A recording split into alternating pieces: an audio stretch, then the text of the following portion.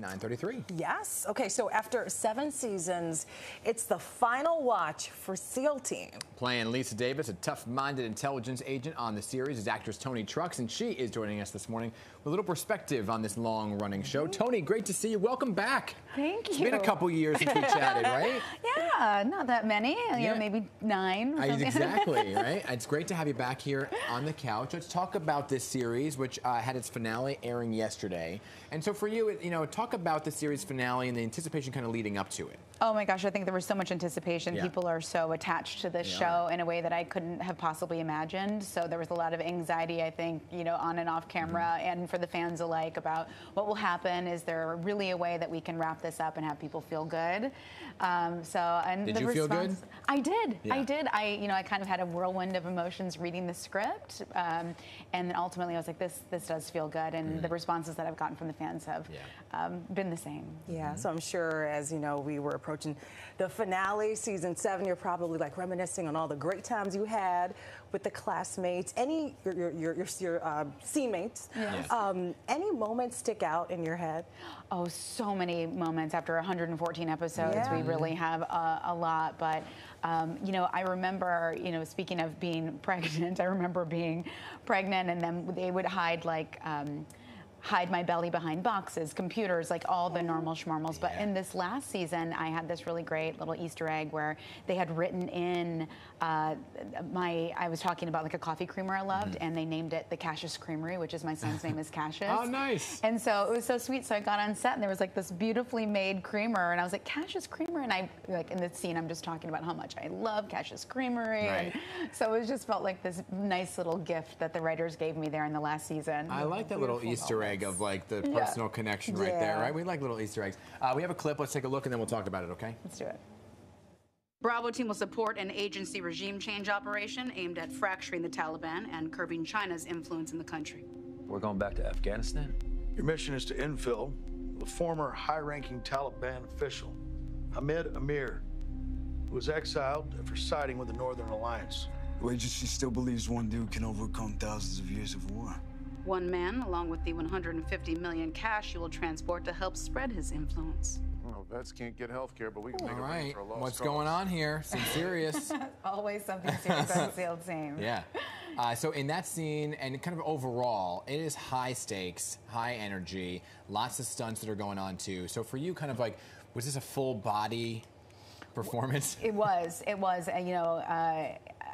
We had to do so many things that I wasn't expecting to do, going undercover. I mean, even we were taking salsa lessons this season. It was kind of like all over the map. Yeah. I certainly didn't have the brunt of it. The guys, the actual SEAL team, and I play their intel officer, they had the brunt of the physical stuff that they had to do, but mine was a lot of spewing medical, military jargon as fast as humanly possible. So you studied. I had to study it. I don't get to show up and just look cool. Right. I got to use my brain. Right. You always look cool. Always.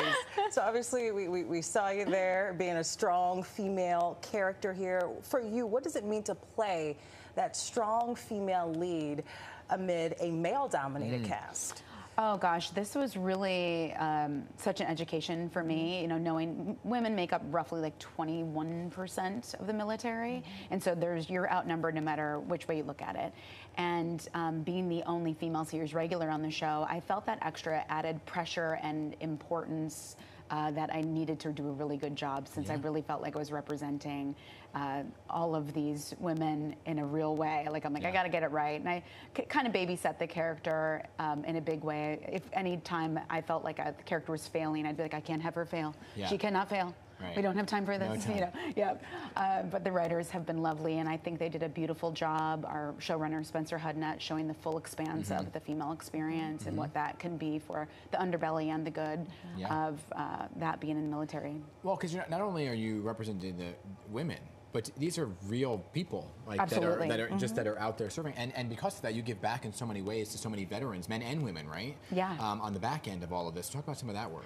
I have been introduced to many military organizations over the 7 years that we've been doing this show, and one of them is the TAPS organization, the Tragedy Assistance Program, which is so beautiful, just serving people that have lost someone in the military for any reason, and I just feel to your point, we're so tethered to this community in real time.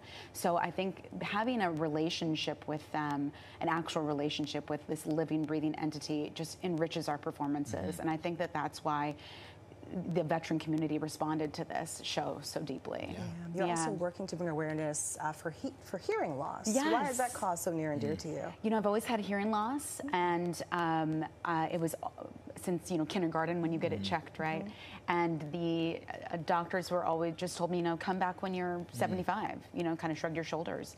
And over the course of my lifetime, the science behind that has really changed. And so luckily I was getting my 84-year-old father fit for his hearing aids. Yes, and the tech noticed, she's like, you know, you read lips a little. She's like, let's talk about it. And she was like, it's really actually wildly important to treat your loss, even if it's mild, which mine is. And when I realized that hearing health was brain health, it changed my feeling about it completely. We check our eyes every year, we check our teeth every year, but for some reason, ears have gotten a bad rap. And it's wild because untreated mild loss makes you 2 times more likely to get dementia. Untreated severe loss is 5 times as likely, and that's from the Alzheimer's Association. And so I really, if I can plead to you and anybody, you know, get your hearing checked. The same with anything else. Be a little investigator about your body. And the hearing is so firmly holding hands with your cognitive health. Absolutely, especially for kids. Oh my goodness. Oh yeah. Yes, Catching I mean, it early. sometimes you see these like speech things. They'll say, oh, they don't hear, they're slurring this. I'm like, you need to make sure they can hear the letter S before you say, send them to the speech pathologist, right? So hearing is, get your ears tested. Get your ears checked. So good. We love you, Toni. Toni Trucks. Yes. Strong leading lady in real life. That's right. Thanks, yeah, friends. all around. In real life. All episodes of Thank you, Steel Toni. Team now streaming on Paramount Plus. Make sure you check it out. Okay, great to see you again. Thank you.